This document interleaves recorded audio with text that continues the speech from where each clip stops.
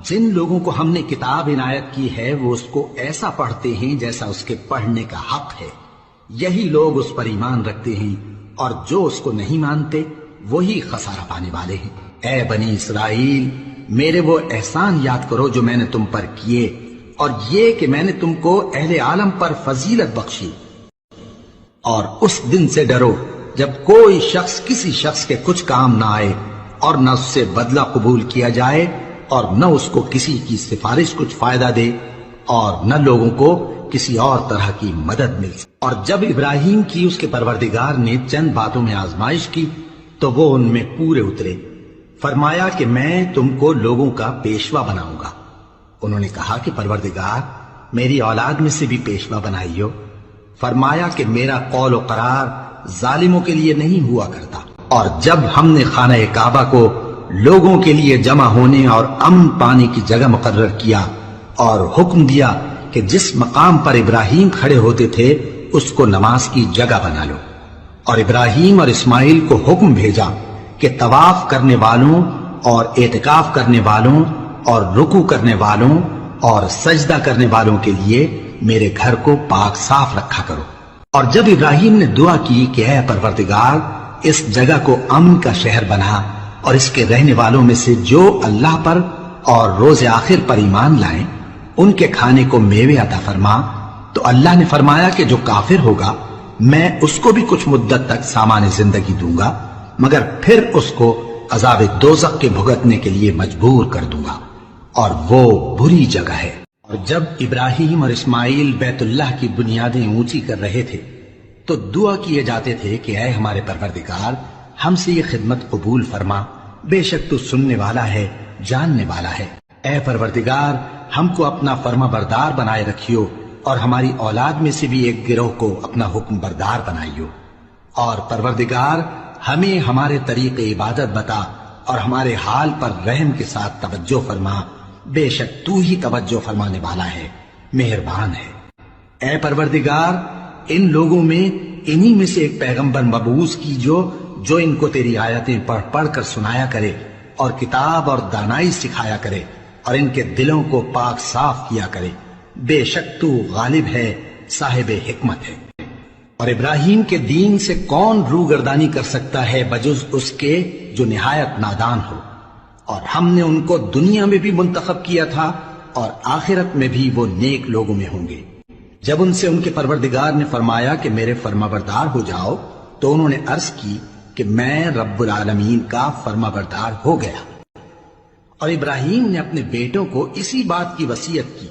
اور یعقوب نے بھی اپنے فرزندوں سے یہی کہا کہ اے میرے بیٹو، اللہ نے تمہارے لیے یہی دین پسند فرمایا ہے، تو مرنا تو مسلمان ہی مرنا۔ اس وقت یعقوب وفات پانے لگے تو کیا تم اس وقت موجود تھے جب انہوں نے اپنے بیٹوں سے پوچھا کہ میرے بعد تم کس کی عبادت کرو گے؟ تو انہوں نے کہا کہ آپ کے معبود اور آپ کے باپ دادا ابراہیم اور اسماعیل اور اسحاق کے معبود کی عبادت کریں گے، جو معبود یکتا ہے، اور ہم اسی کے حکم بردار ہیں۔ یہ جماعت گزر چکی،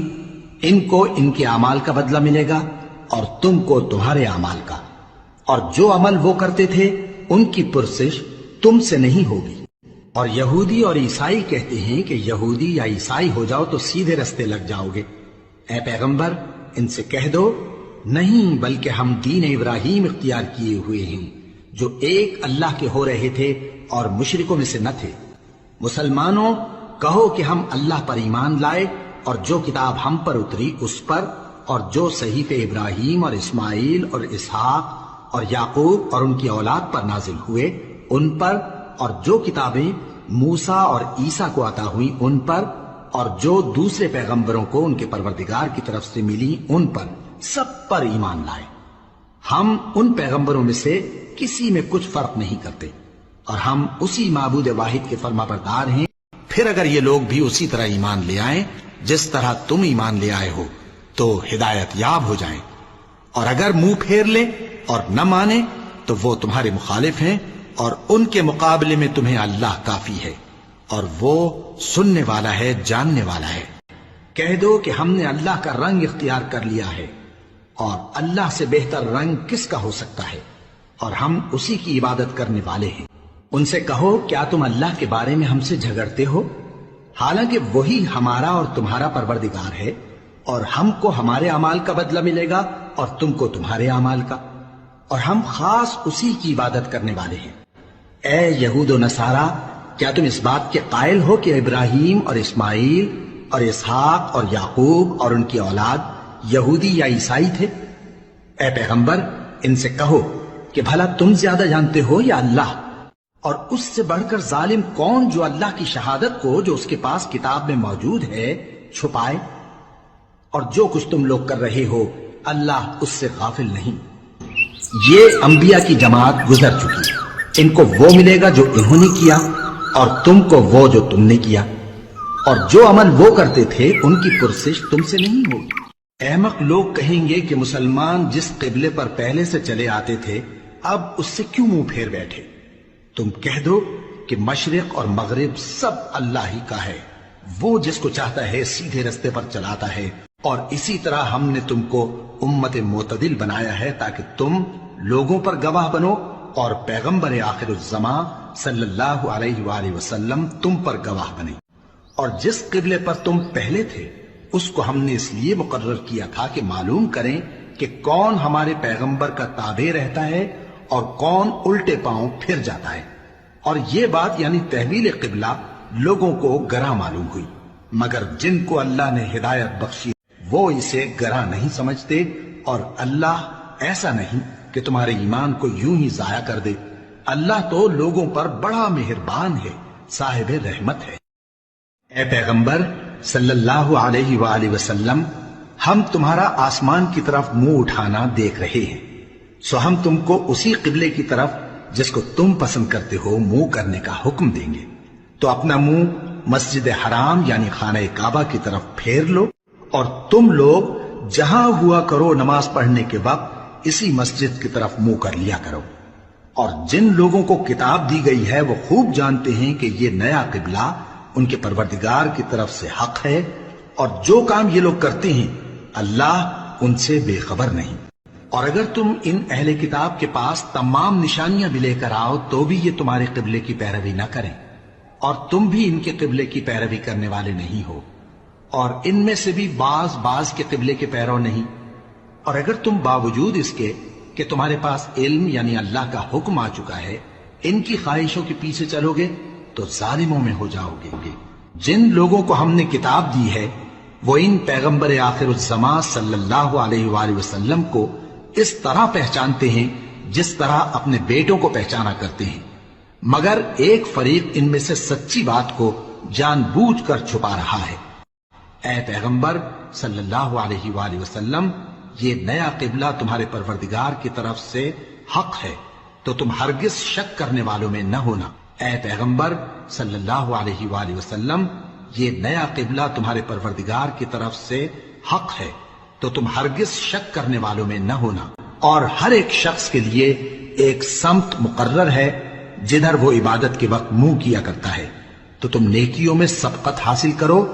تم جہاں ہوگے اللہ تم سب کو جمع کرے گا،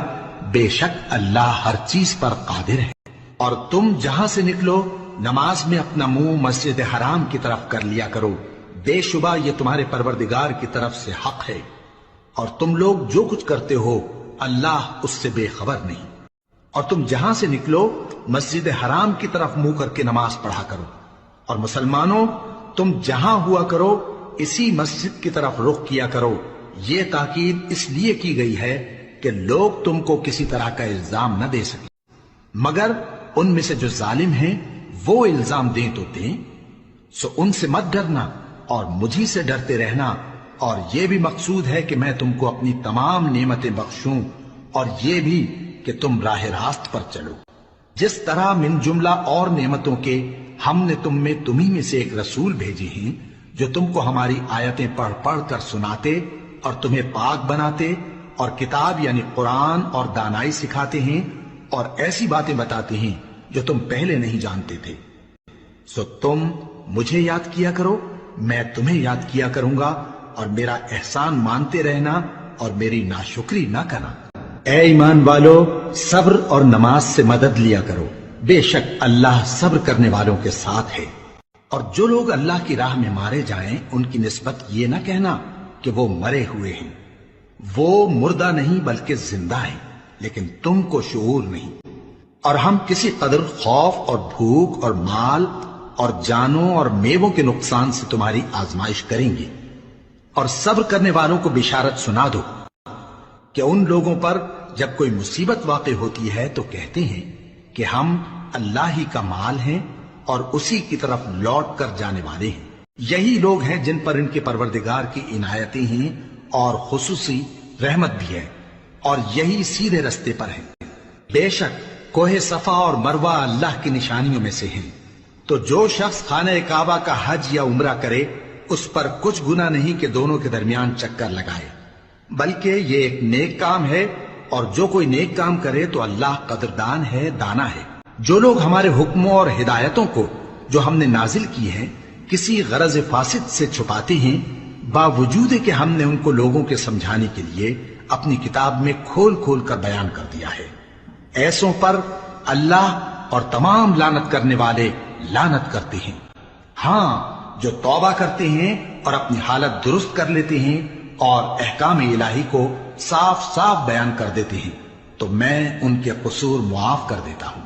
اور میں بڑا معاف کرنے والا بڑا مہربان ہوں۔